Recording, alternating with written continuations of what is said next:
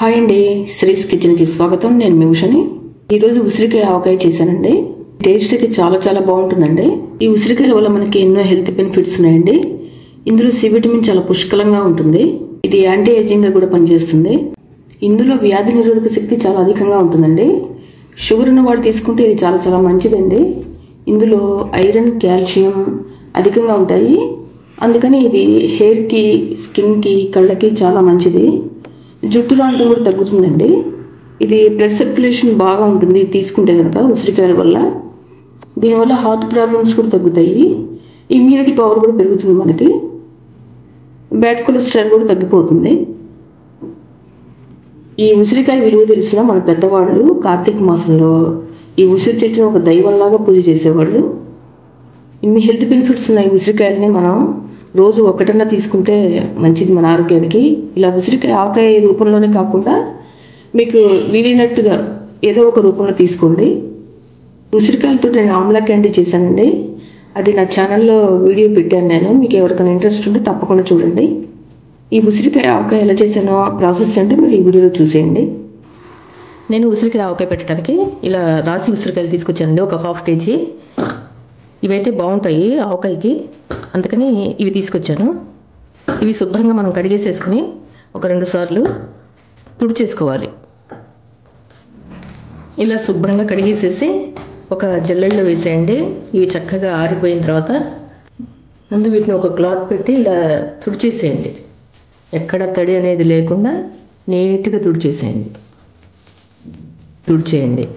తడి అనేది లేకుండా తుడిచేసేసుకుని నీట్గా వీటిని కాసేపు ఒక 10 నిమిషాలు ఎండలో పెట్టండి. లేకపోతే ఫ్యాన్ గాలి కింద అయినా సరే ఆరబెట్టండి. ఈ తడి అనేది అసలు ఉండకూడదు అనమాట. తడి కొంచెం ఉన్నా సరే పచ్చడి పాడైపోతుంది. అందుకని అది మాత్రం జాగ్రత్తగా చూసుకోండి. ఉసిరికాయలు చక్కగా ఆరిపోయినాయి. నేను 1/2 kg ఉసిరికాయలు తెచ్చానండి, ఎక్కువ తేలేదు. ఇప్పుడు ఒక కప్పుతో ఇలా ఒక కప్పు తీసుకుని చిన్నది దాంతో కొలుచుకోండి. మనకి కొలతగా కరెక్ట్గా ఉంటుంది. మీ దగ్గర ఏ కప్పు అందుబాటులో ఉందో ఆ కప్పుతోటి కొలుచుకోండి.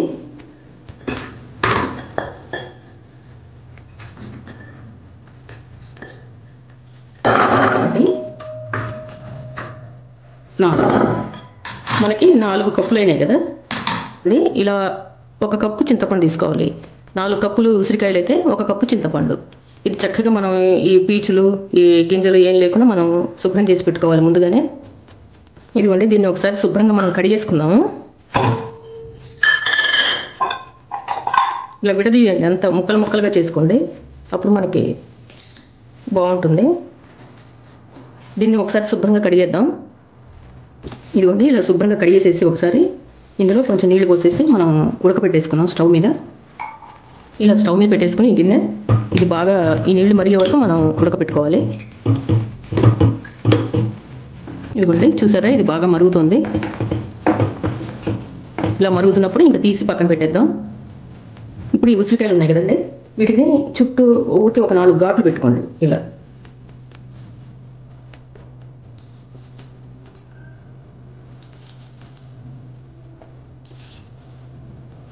చూసారా, ఇలా ఒక 4 ఘాట్లు పెట్టుకోండి.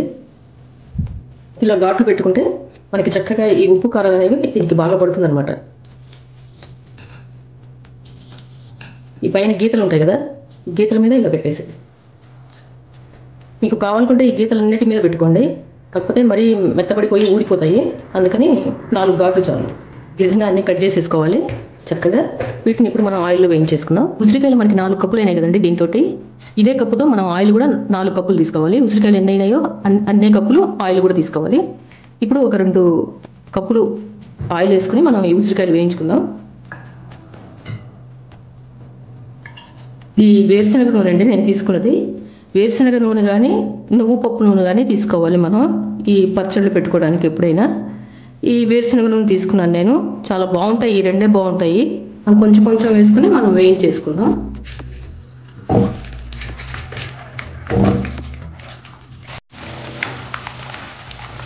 మరీ ఎర్రగా వేయించుకోవకండి.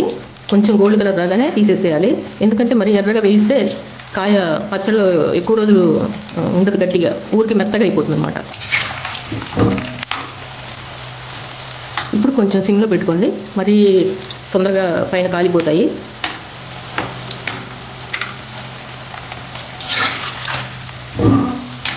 అటు ఇటు కలుపుతూ చక్కగా మొత్తం వేగేటట్టుగా చూసుకోండి. మీకు ఇలా కాయలుగా పెట్టుకోవడం ఇష్టం లేకపోతే వీటిని ముక్కలుగా కట్ చేసుకునైనా మనం పెట్టుకోవచ్చు. ఇంకా ఈ కాయ మెత్తబడే వరకు మనం ఇలా వేయించుకోవాలి. కొంచెం మెత్తబడింది, ఇంకొక 5 minutes వేయించేస్తే సరిపోతుంది. ఇదిగోండి, ఈ కలర్ రాగానే ఇంక తీసేద్దాం. కాయ కూడా మెత్తబడింది. కొంచెం చూపిస్తా చూడండి. చూసారా కాయ లోపలికి గరిటె ఎలా వెళ్ళిపోతుందో, ఇలా మెత్తగా అవ్వాలన్నమాట. కనిపించిందా మీకు?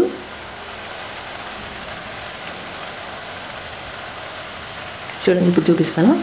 ఇది అలా వెళ్ళిపోవాలి గరిటె లోపలికి. ఇంకో కొన్ని ఉన్నాయి కదా, ఇవి కూడా వేయించేసుకుందాం.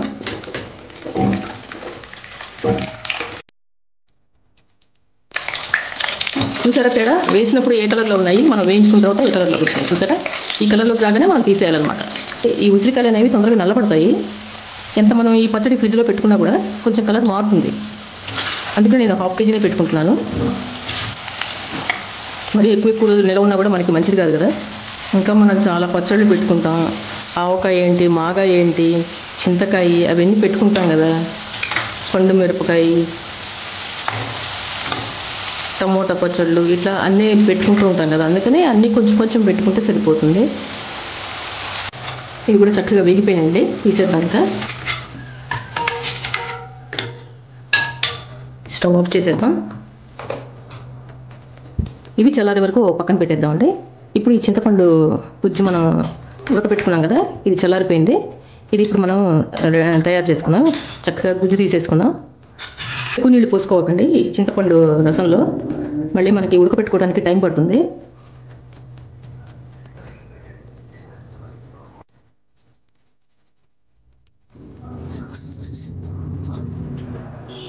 ఇలా మనం మొత్తం చింతపండు అంతా చక్కగా గుజ్జు రెడీ చేసేసుకోవాలి.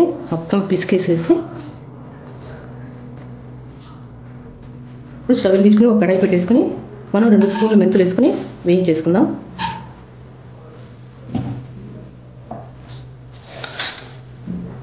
ఇందులోనే ఒక 4 స్పూన్లు వేసుకుని ఆవాలు వేయించేసుకుందాం.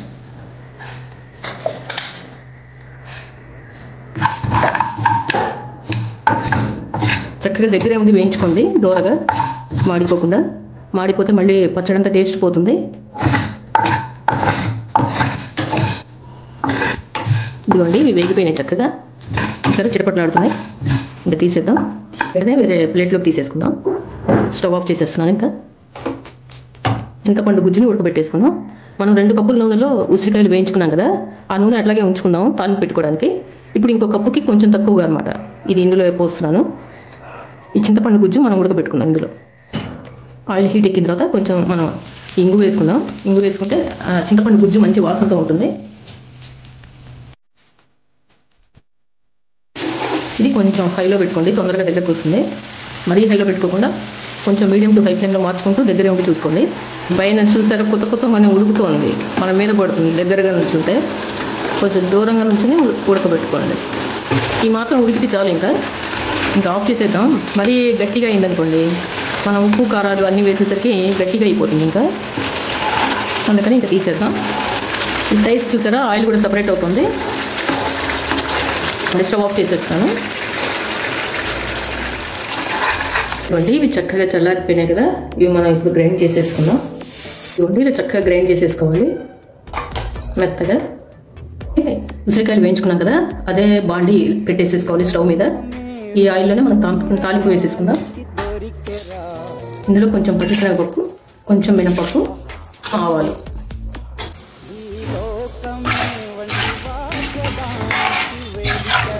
ఇవి కొంచెం వేగినాయండి. ఇప్పుడు మనం ఇందులో ఒక 5-6 ఎండుమిరపకాయలు కట్ చేసి ఇలా వేసేసుకుందాం. ఇలా దంచి పెట్టుకున్న చిన్నులపాయలు కొన్ని ఇందులో వేసేద్దాం.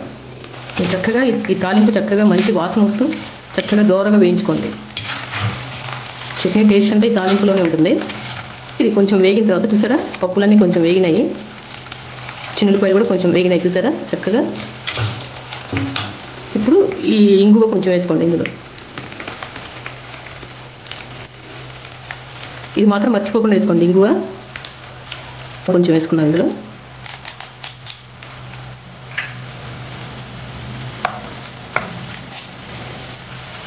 చూసారా అన్నీ వేగిపోయినాయి చక్కగా. మనం ఇంకా స్టవ్ ఆఫ్ చేసేద్దాం. మరి ఇంకా వేడికి లేకపోతే ఇంకా నల్లగా అయిపోతాయి. అందుకని ఇంకా మనం కొంచెం ఈ కలర్ రాగానే ఇంకా స్టవ్ ఆఫ్ చేసేసుకోవాలి. ఇది చల్లారిపోయినాయండి చూసారా చక్కగా. ఈ చింతపండు గుజ్జు కూడా చల్లారిపోయింది.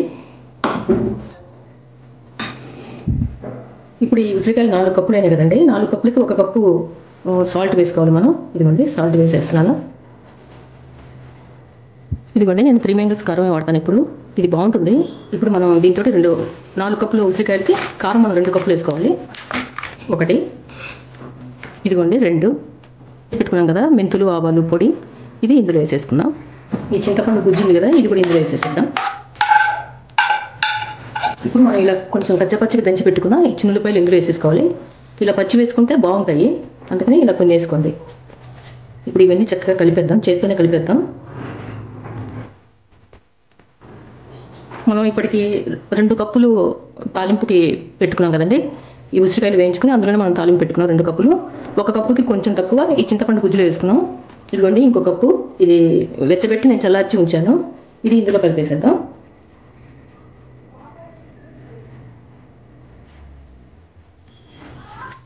ఒకసారి ఉప్పు కారాలు సరిపోయిన లేదు చూసుకుందాం.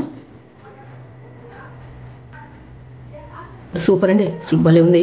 ఆ తాలింపు వేస్తాయి ఇంకా అద్భుతంగా ఉంటుంది. అది చల్లారిందో లేదు చూద్దాం. ఇది చూసారు కదా చల్లారిపోయింది. ఇది ఇప్పుడు ఇందులో వేసేసుకుందాం మనం ఈ పచ్చడిలో.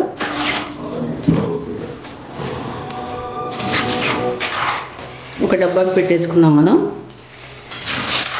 ఒక 3 రోజుల తర్వాత మనం దీని సంగతి చూద్దాం. 3 రోజుల తర్వాత అప్పుడు ఆయిల్ కానీ ఉప్పు కారాలు అన్నీ ఒకసారి మళ్ళీ చూసుకుందాం. చూసుకుని అప్పుడు ఏమైనా తక్కువైతే అప్పుడు కలుపుకుందాం. ఆయిల్ అన్నీ కరెక్ట్గా సరిపోయినాయండి. ఉప్పు కారాలు కానీ అన్నీ బాగున్నాయి. 3 రోజుల తర్వాత అప్పుడు చూద్దాం. అప్పటికి ఇంకా ఆయిల్ బయటకు వస్తుంది. చూద్దామండి. ఉసిరికాయ ఆవకాయ కలిపి 3 రోజులు అయిపోయింది. ఇది 3వ రోజు. తీసి చూద్దాం. నేను ఇందులోనే ఉంచేసాను. చూసారా ఎంత బాగా పైకి వచ్చిందో నూనె. ఇంకా మనం కలపాల్సిన అవసరం లేదు. ఇట్లా పైన ఇలా చక్కగా పచ్చడి మునిగే వరకు ఉంటే చాలు ఆయిల్ అనేది. ఇలా ఆయిల్ అనేది పచ్చడి మునిగే వరకు ఉంటే చాలు, మనకి ఎక్కువ అవసరం లేదు. ఇంకా అప్పుడు పచ్చడి టేస్ట్ బాగుంటుంది, నిలవ ఉంటుంది అన్నమాట. ఒకసారి కలిపేసేసి ఉప్పు కారాలు కూడా చూసేసుకుందాం. ఆహా గుమ్మలాడిపోతుందండి, ఎంత బాగుందో.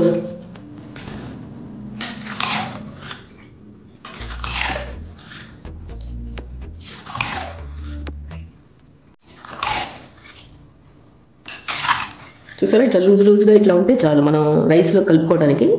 చక్కగా ఇలా కలిసిపోయింది ఆయిల్ కూడా. ఇలా లూజ్గా ఉంటే బాగుంటుంది.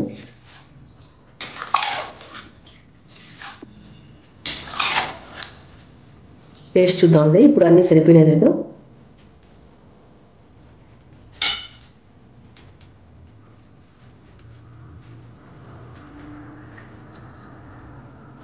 సూపర్ అండి, అసలు భలే ఉంది.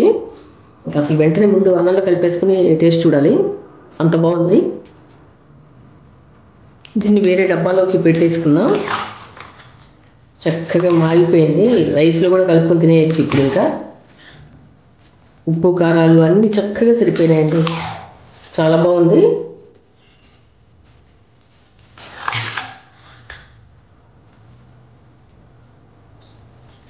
వేరే డబ్బాలో పెట్టేసుకుంటాను.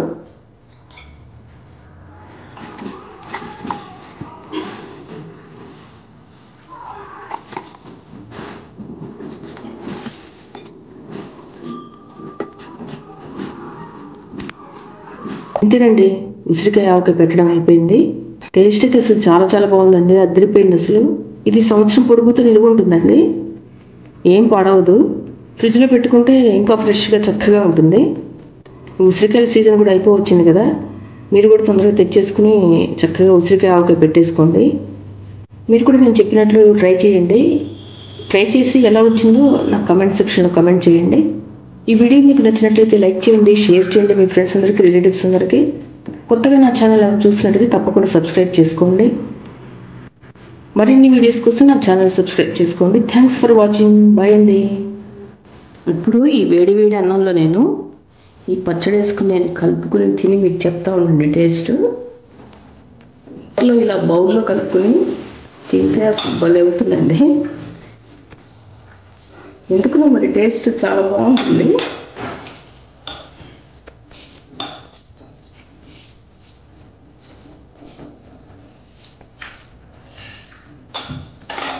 చూసారా అసలు కలర్ కానీ ఆ టెక్స్చర్ కానీ ఎంత బాగుందో. తిని చెప్తామండి.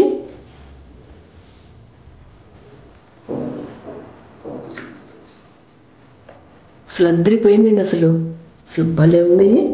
అసలు ఎంత బాగుందో. ఈ ఉసిరికాయల సీజన్ కూడా అయిపోవచ్చింది. మీరు తొందరగా తెచ్చుకొని పెట్టేసుకోండి. అసలు చాలా చాలా బాగుందండి.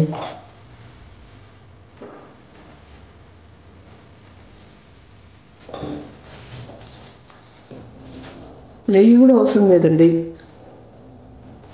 నెయ్యి కూడా అవసరం లేదు, అంత బాగుంది.